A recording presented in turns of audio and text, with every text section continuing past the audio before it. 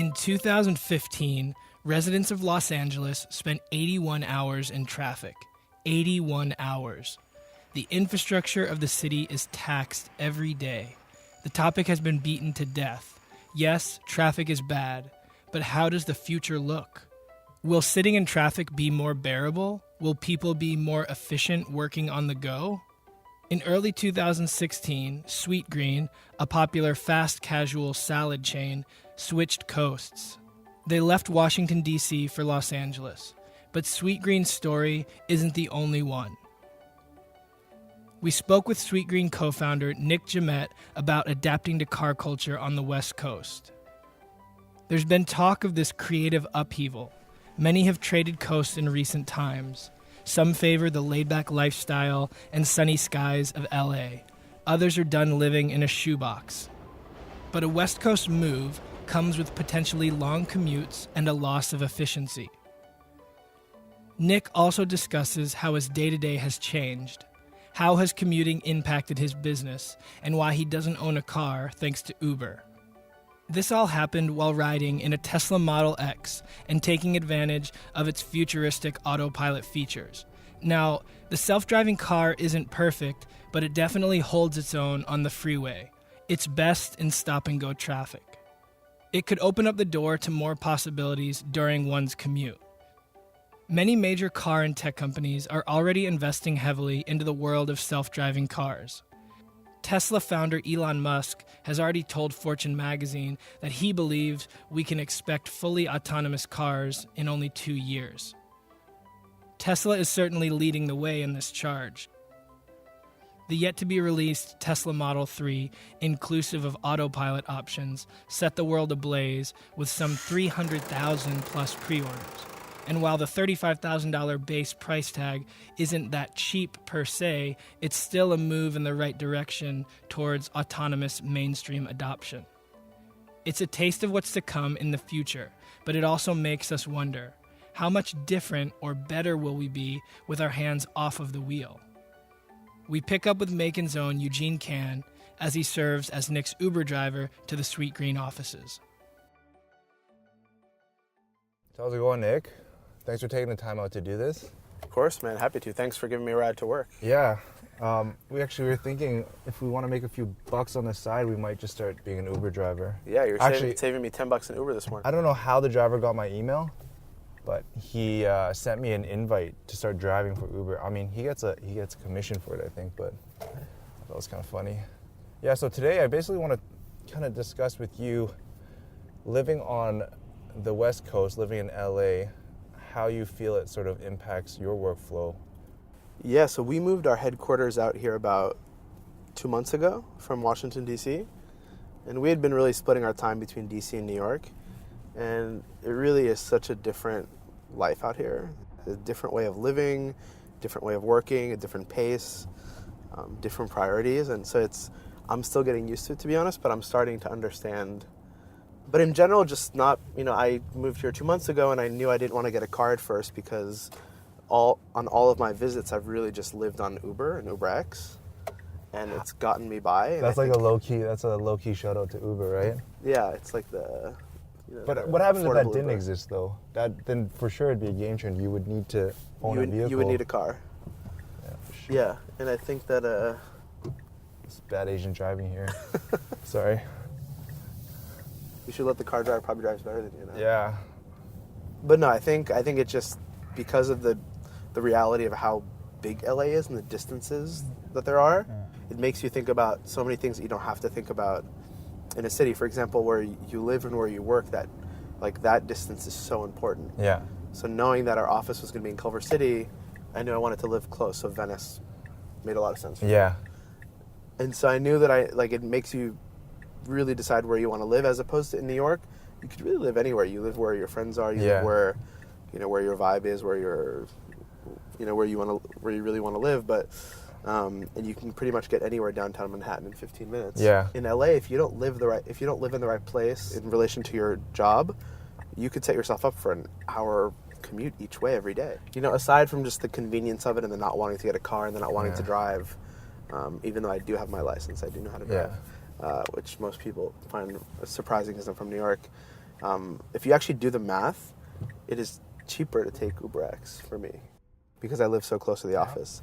Not only is it cheaper, does it make sense financially, but if you think about the cost of your own time, I get all that time back. Especially for you when you're running, obviously, a big business. Yeah, like running between meetings, having that like 15 or 20 minutes where you don't have to focus on driving or directions or where you're getting to just be able to plug back in and either answer emails or take a phone call or even just like take a mental break. I think that's the one thing that cars that'll drive themselves, how that impact car culture, how that impact on-demand car services. It's obviously like this big shift that might take place. But I wonder if we're at a point in time now where cars in themselves, like even if you had an auto-driving car, if there's even an interest in owning a car as opposed to just using on-demand services like an Uber, like a Lyft. Because if you don't grow up around car culture, then there's not this interest in maybe owning a car. But then there's probably the other part too of now that you live in LA and it's like having a car is sort of, it's almost part of your identity in a way. Yeah. I don't think car culture will ever go away. I just think it's going to change dramatically. So I think of my friends that did grow up in LA and even like this next generation of kids that did grow up with Uber and grow up with options. Like there is still this like sense of place of having your own car where you have like keep your stuff in there, you keep your gym bag in there, you That's keep so your true. And I think that people always have cars, they just won't need to use it every single day. Yeah. And the biggest use case is going out at night. So all my friends that have cars, even if they still drive to work or not, or even if they like drive 3 blocks to the restaurant or not, they've stopped taking their cars out at night because they know now that they can just Uber home and they can drink without feeling badly, or they can, they can just be safe. Yeah. I think that's probably the biggest use case. There is like the efficiency and the utilitarianism of having a car, but that's only the other half of it, right? There is still this like, a car is like a beautiful thing, and people identify with their cars, and people,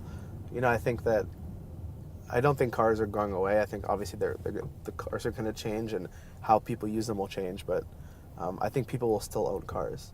You haven't noticed that I haven't been driving this for the last like 2 miles, have you? It's pretty So if intuitive. you wanted to like take a nap or meditate right now, I could meditate, maybe not nap. The thing is, there's certain situations where the car itself, you just have to be careful because it may not be the best situation for you to let it autopilot itself. So when you're taking an off-ramp or on-ramp, whatever it may be, and it has to turn, it'll try to maintain speed based on the speed limit. It's more ideal if you take over. I'd rather not risk that. But it's great for stop-and-go traffic. I mean, you probably shouldn't be texting in the first place.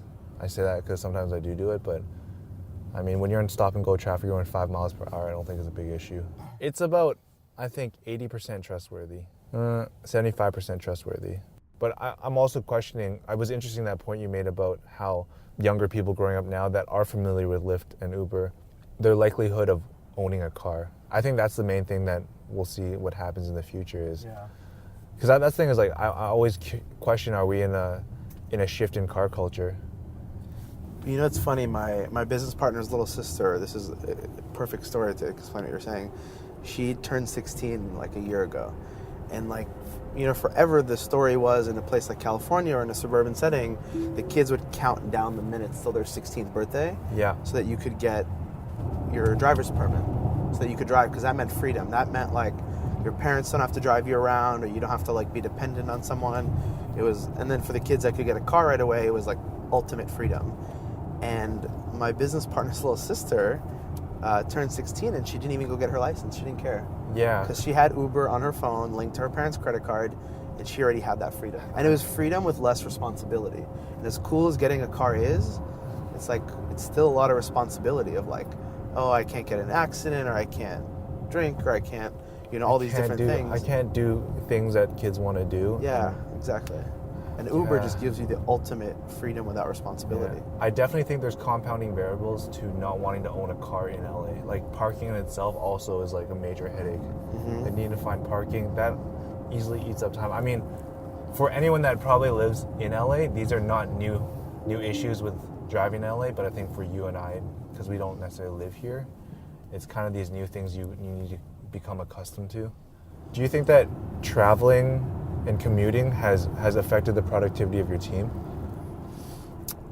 I think it's something that we thought a lot about before moving to LA, because it's just the reality is it is a different culture here and people work differently here. But even though people might not have, what we call like the East Coast or like the big city hustle, I think people here still get a lot done, and you're forced to work smarter at times and get as much done, get the work that you need done in maybe a shorter amount of time and just be more efficient. In New York or DC, where we were before, you could just like fill your day with like 10 meetings back to back because you could get everywhere pretty quickly. In LA, you can't do that. You have to think about where you are and, all right, I'm going to go to the west side. That means like I should have that meeting there, and then like come back and like not go back to the west side. And you can probably have 3 meetings in a day, and then you're like, you have all this time to work. We need to master that. I'm not very good at that because I don't really have a good understanding, like a lay of the land, to set up meetings based on district or area. Yeah, I'm still learning that too, but it's like, all right, if I know Wednesday morning I have to have this meeting on the west side, let me think about what else I have to do on the west side and just do it while I'm there. And then when I come back to this part of town, I'm back on this part of town. It's a pretty easy drive to your office. It's like straight. Yeah, it's nice. It's a straight shot. Yeah. Like never really that much traffic.